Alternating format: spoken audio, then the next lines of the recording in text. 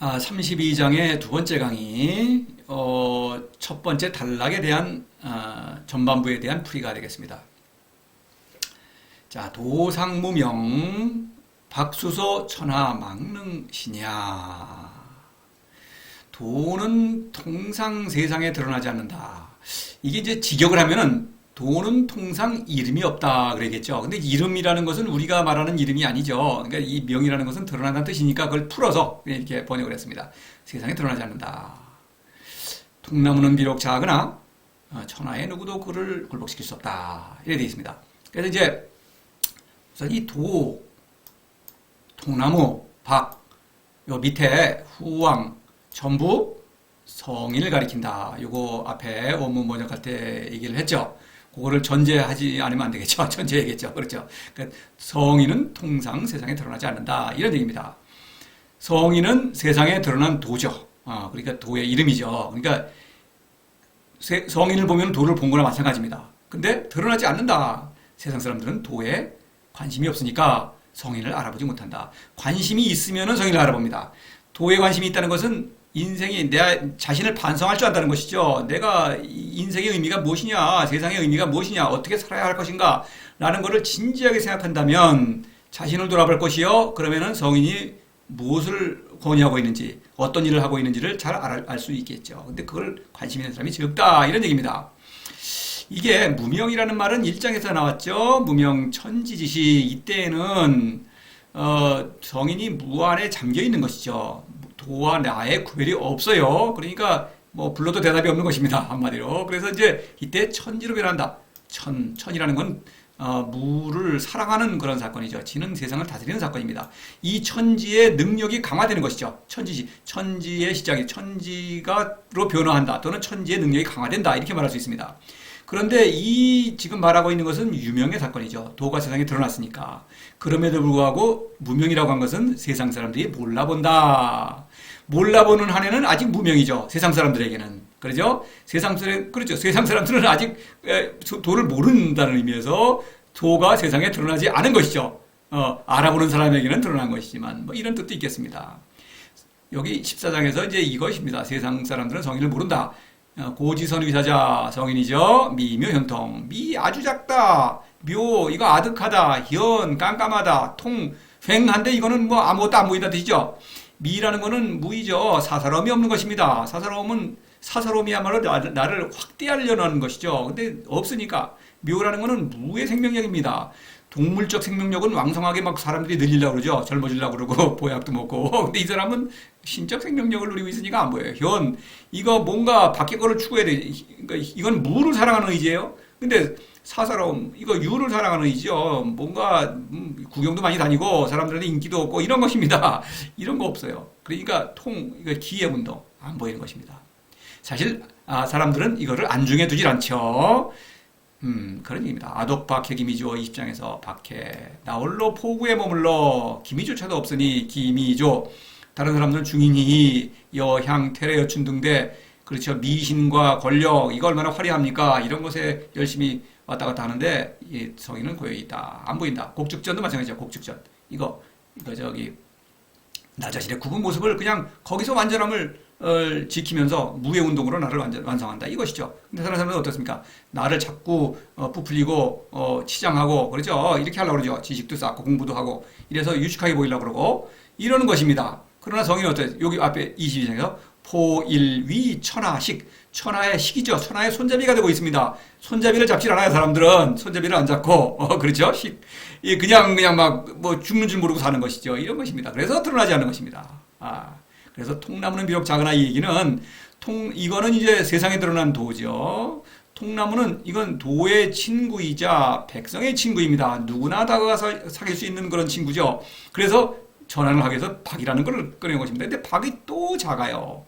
비록 작으나 천하의 누구도 굴복시킬 수 없다. 이것은 어떻습니까? 선비들은 권력을 잡으려고 그러죠. 남 권력 잡는 거 좋아하죠. 그러면 남한테 굴복을 하지 말아야겠죠. 신이 되면 안 되겠죠. 왕이 되겠죠. 그런데 성인 근데 매우 적다. 그러나 굴복시킬 수 없다. 왕이다 이런 얘기죠. 이걸 얘기하고 있는 것입니다. 근데 작다는 게 문제예요.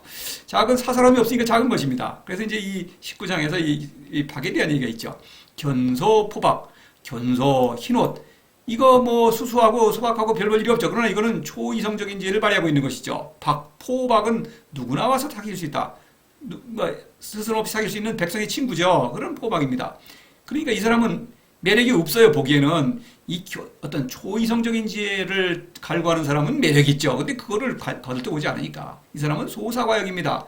사사로움 없고 욕은 동물적 욕구죠. 권력입니다. 이것은 그래서 권력, 사사로움 이거 사람들이 좋아하는 거죠. 이거 없는 것이죠. 그래서 작은 것입니다. 그래서 여기 와덕 완사비 이것도 20장에서도 완사 고집스럽게도 비루하다 촌스럽다 한마디로 다른 사람들은 다 중인 개유 이라는 건 쓸모가 있는 것입니다. 그렇죠. 세상 사람 쓸모가 있죠. 뭐 어떤 자리가 필요한 것이죠. 그 자리 크고 작은 자리들이죠. 그런데 성인은 그런 거 관심이 없는 것이죠. 그래서 천하망릉시냐 이것은 이것입니다. 남과 다투어서 이기려고 하니까 왕이 있죠. 왕에게는 굴복할 수밖에 없죠. 이런 것입니다. 그러니까 다투지 않으면 스스로 왕 노릇을 할 수 있다는 것이죠. 그러나 그건 작아요. 매력이 없는 것입니다. 그래서 또 이제 사실 이 말을 바꿔가지고 매력이 좀 있지 않느냐, 남한테 굴복당하지 않는다, 이런 것을 강조하고 있는 것이죠. 그래서 이제 굴복당하지 않는다는 표현은 앞에도 있었죠. 여러 가지 있지만 좀 인용을 하면 5장에서 허이불골 비어있다, 사사로움이 없는 것이죠. 굴이라는 거는 그렇죠. 굴복하지 않는 것이죠. 왜냐면 안에는 지금 신적인 지혜, 신적인 생명이 지금 너무나 넘쳐가지고 동의 유출 막 뿜어내고 있지 않습니까? 이런 것입니다. 또 22장에서 직접적으로 천하 막능 여지쟁, 그러고 여지쟁 다툴 수 없다. 사사로움이 없으니까 다툴 수가 없죠. 내가 다투지 않는 데야 남이 나와 다툴 수 없다. 다퉈야만 남을 굴복시키거나 남에게 굴복하거나 이런 일이 있을 수가 있죠. 그래서 그 다툰 결과 성공한 사람들이 오르는 것이 바로 충신이죠. 왕 바로 밑에 충신입니다. 왕의 눈치를 보고 왕에게 복종하는 거 아주 높죠. 그러나 이 사람들은 어떤 자기가 남한테 굴복하니까 어떻습니까? 아랫사람에게는 또 위험을 부리죠. 오만하고 그건 어쩔 수 없는 것입니다. 그리고 충신? 이거 왕에게 굴복하는 건 좋을 리가 없죠. 무서워서 그렇지 지금 반역죄로 몰릴까봐. 그러니까 왕이 시원치 않으면은 갈아치우는 거죠. 뭐 구테타 일으키는 거죠. 역심을 품고 있죠. 군자 이거 임금의 하수인 아닙니까? 잘하죠. 충신하고 같죠. 그러나 이거 구테타 틈만 나면 일으키는 역심이 있다.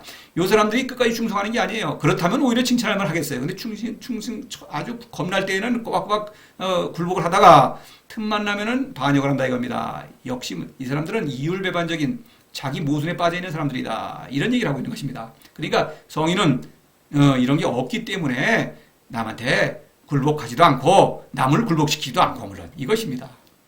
그것이 중요하죠. 사람들은 남을 굴복시키려고 하다가 스스로 자신을 남에게 굴복시키는 것입니다. 이런 것이죠. 어쩔 수 없는 것이죠. 뭐 경쟁이라는 건 그런 거 아니겠습니까?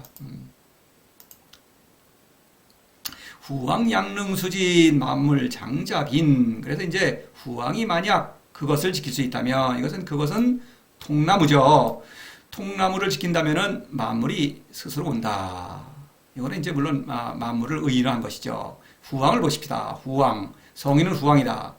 왕이라는 것은 앞서 얘기했죠. 여기 16장에서 공내왕, 왕내천 뭐 이렇게 나오죠. 또 25장에서 왕역대, 역중, 유사대이, 왕거기 이런 인법지. 그렇죠. 그리고 왕이죠. 성인은. 그렇죠. 또 26장에서 만성지주, 성인은 참된 만성지주죠. 31장에서 이도자, 인주자, 성인입니다. 인주는 도로서 자신을 보필하는 것입니다. 그래서 이제 왕이죠. 근데 여기서 후는 왕 밑에 있는 어떤 타이틀이죠. 칭호죠. 그래서 왕이 임명해서 봉지를 주어서 자기를 지켜달라는 것입니다. 후라는 것은 지킨다는 뜻이에요. 척후병할 때 왕을 보호하는 그런 울타리 역할을 해준다 이런 얘기예요. 그래서 보건데 이 자체는 이런 칭호는 말이 있을 수 없죠. 춘추전국 시대는 왕이라는 칭호가 있고 후라는 칭호가 있는 것입니다. 제후는 후의 복수형이죠. 그런데 이것은 이제 뒤에 다음 페이지에서 또 중요하기 때문에 설명을 하겠어요. 그래서 이제 반역자들을 가리키는데 노자가 고안한 것인데 이거는 후왕은 도가 성인을 임명해서 왕으로 임명했다. 천하를 다스리는 왕으로 임명했다는 뜻의 그런 왕입니다. 그래서 성인을 가리켜요. 일단 후왕에 대한 설명은 다음 페이지에서 더 자세히 하겠습니다. 그래서 양능수지 지킬 수 있다면 지킬 수도 없을 수도 있다는 것이죠. 수라는 것은 항상 그런 뜻이 있어요. 지킨다. 그래서 26장에서 어떻습니까? 조죽실군, 조학문이죠. 조죽은 이성적 지혜로 세상을 알려고 하는 것. 이성적 지혜는 훌륭하지만 그것만을 믿으면 안 된다는 것이죠. 그러면 실군, 무의 운동을 소홀히 하면은 임금자리 잃는 것이죠. 무야말로 지혜의 근원이죠. 임금, 참된 스승이죠. 사실은 이거는 임금입니다. 그래서 이제 같은, 스승이면 또 임금이죠. 천하를 다스리는 임금이니까. 그래서 잃어버리면은 이거는 스승의 자리를 잃으니까 이건 성인이 아닌 것이죠. 당연히 여러 번 말씀드렸죠. 또 여기 28장에서 지기용, 수기욕, 도의 친구 얘기할 때 욕됨을 받아 지켜야 되는 것이죠. 지키지 않으면은 세상의 왕이 누리는 그런 영광, 뭡니까? 권력이죠. 권력을 추구하게 되면은 스승, 당연히 불합격이 되는 것이죠. 그래서 지킬 수 있다면, 이렇게, 양능수지, 이렇게 강조하는 것입니다. 그렇게 지키기만 하면, 사실 지켜야 하죠. 이거는 안 지키면은 후왕자리에서 쫓겨나는 것이죠. 이런 것입니다. 만물이 스스로 온다. 이제 만물을 의인한 것이죠. 여기 의인한 것은 이게 반대 의미이지만, 23장에서 무럭 오지. 그렇죠? 만물이 다 그것을 미워한다. 그러니까 이거는 만물이 성인에게 도움이 안 된다. 무의미하다. 이런 얘기죠. 그래서 장자비는 스스로 온다. 손님처럼 온다. 만물이 알아서 성인이 노력하지 않아도 성인에게 도움을 준다. 좋은 소식을 가지고 온다. 손님은 좋은 기쁜 소식을 가지고 오죠. 그런 의미입니다. 그러니까 이제 애민치국에 활용된다. 성인은 스스로 늘 모든 삶의 현실을 애민치국에 활용한다. 이런 얘기가 되겠습니다. 이거 관련되는 문구를 보면은 유명 만물지모, 만물지모죠. 만물의 존재 의미를 살린다. 이런 얘기가 되겠습니다. 만물 자건이 불사. 그렇죠. 작품이 되는 것이죠. 유의미한 작품이 되는데 나는 성인은 그거를 거절하지 않는다. 여기서는 좀 더 적극적이죠. 만물이 막 나한테 와요. 기쁜 소식을 가지고. 그러니까 이것은 성인에게 애민치국의 지혜가 샘솟는다. 스스로. 그렇죠. 만물을 볼 때마다 늘 나는 언제 어디서나 모든 크고 작은 사건에서 애민치국의 활동을 일으키지 않을 수 없다. 이런 얘기죠. 이런 얘기를 하고 있는 것입니다. 부물 우는 뭐 이럴 때도 만물이 무성하게 도달한다. 이것은 바로 만물의 존재 의미가 풍성해진다. 그것은 애민치국, 사람을 살리는 데 활용이 된다는 것이죠. 늘 사람을 살리는 어떤 자양분이 된다. 이렇게 말할 수 있겠습니다. 그런 의미죠. 그래서 이것은 어떤 통나무라는 그 통나무는 최고의 영지죠. 도의 친구. 그것을 잘 지키기만 하면은 천하와 만물을 완전하게 다스리게 되는 건 그렇게 되는 것이죠. 그거는 다스리는 지혜를 발휘함으로써 알 수 있는 것이죠. 이거는 말로는 여기까지밖에 할 수가 없겠죠. 여기서 잠시 이제 후왕에 대한 얘기를 좀 하겠습니다. 후왕은 이 다음에도 37장, 39장 이렇게 나오면서 굉장히 중요한 의미를 갖습니다. 그리고 후왕은 제가 따로 도덕경에서 문구로 나오진 않더라도 후왕이 또 주인공이 되니까 많이 이렇게 얘기를 할 겁니다. 이게 이제 춘추전국 시대의 이제 말기에 해당하네요. 기원전 260년경이니까. 그때는 이제 이 제후들이 다 지들끼리 싸우고 다 통일을 해가지고 7개의 나라가 남습니다. 이게 전국 칠웅이라고 그래요, 이거를. 그래서 이제 그 춘추 시대의 이제 초기죠. 춘추 시대는 기원전 771년부터 보통 치죠. 요 주나라, 요 조그맣죠 지금 주나라가 서쪽에서 여기서 하면 이쪽에서 동쪽으로 이제 동천이라고 그러죠. 한때 이후인데 그때는 한 학자마다 다릅니다만은 한 200개 남짓 또는 300개, 150개에서 300개 정도의 크고 작은 이제 제후들이 있었다고 그럽니다. 그래서 이제 그 다음에 계속 지들끼리 병합을 해가지고 이렇게 되고 있는 것이죠. 그런데 여기서 우리가 이제 문제 삼고 있는 것은 칭호예요. 후왕이란 칭호입니다. 춘추전국 시대에 이제 공식적인 칭호라는 것은 왕이 있죠. 그 다음에 왕 밑에 공이 있습니다. 공은 왕족이에요. 그 다음에 왕족 밑에는 이제 경, 대부, 사가 있는데 경은 이제 왕의 스승 역할을 하는 걸 자문 역할을 하는 사람. 아주 최고이죠. 명예직이죠. 대부는 이제 또 관료죠. 요즘 말하면 장관급이랄까요. 상대부, 중대부, 하대부가 있습니다. 사는 이제 그 밑에 차관이나 이것도 고급 공무원입니다. 아주 저기 아닙니다. 그래서 이제 하급도 있겠죠. 물론. 그래서 이제 공무원이라고 볼 수 있겠죠. 말하자면 상대부, 중대부, 상사, 중사, 하사 이렇게 있어요. 이제 계급이 있습니다.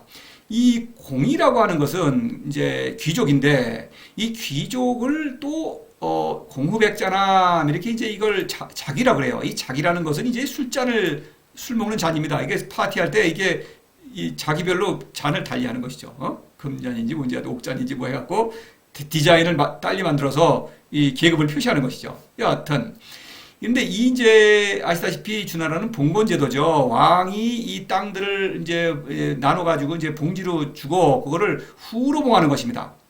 죄송합니다. 요 후자가 중요해요. 요 빨간 글자.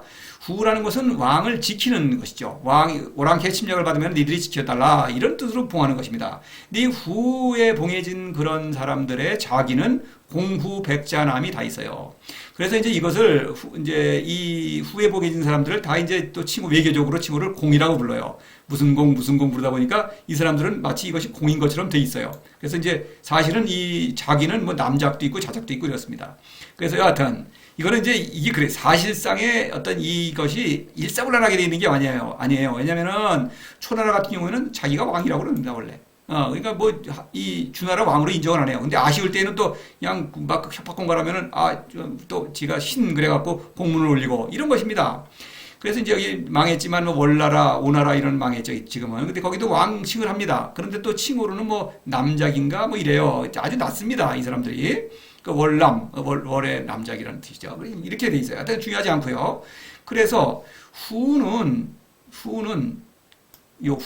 후는 왕보다 아래의 계급이죠. 그래서 왕이 봉한 것입니다. 그런데 이 제도를 갖고 온 이유는 이것입니다. 이 진나라가 220년에 통일을 하죠. 그런데 이 삼진이라는 나라가 기원전 453년 이것이 이제 춘추시대와 전국시대를 가르는 분기점으로 많이 얘기를 합니다. 요 진나라는 삼진 중에 진은 중원의 대국이었죠. 이것이 이제 소위 주나라의 동성제후라고 해가지고 아주 명분도 아주 좋고 이런 강국이었는데 이 신하들이 이제 힘이 강해져가지고 이 조씨, 위씨, 한씨죠. 그 다음에 더 강한 신하가 이제 지씨였습니다. 꾀지자 쓰는 그 지씨입니다. 그래서 이제 이제 그 신하들이 이제 뭐 임금을 아주 무시하고 있었는데 왕을. 그런데 이 지씨가 이 셋을 핍박을 하니까 이 세 녀석들이 지씨를 멸망시키고 이 김에 아예 나라를 나눠 갖자. 그래서 나라를 아예 나눠 가지고 나라를 따로 세웠어요. 반역을 한 것이죠. 그래 놓고 나서는 반역자들이 주나라에 가가지고 우리를 제후로 인정해 달라는 거죠. 그러니까 주나라에서 이거 인정해 주면 안 되겠죠.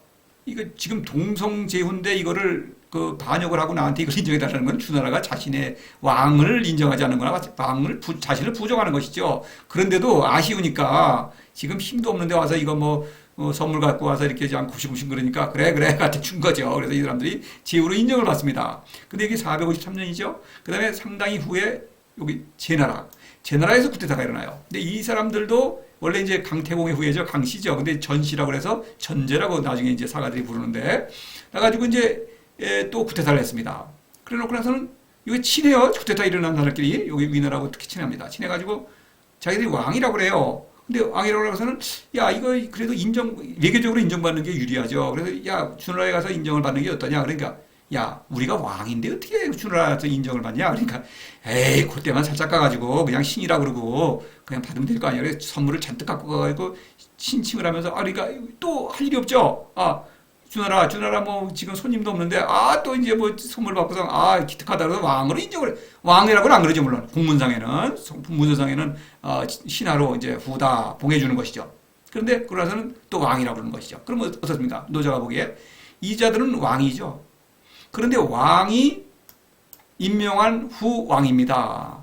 그렇죠. 이렇게 풍자하는 의미에서 이 사람들을, 이 반역자들을 풍자하는 뜻에서 후왕이라는 칭호를 만들어준 것입니다. 이 후왕이라는 칭호는 현실적으로 적용된다면 이거는 그 자체가 모순이고 반역을 이미 내포하고 있는 것이죠.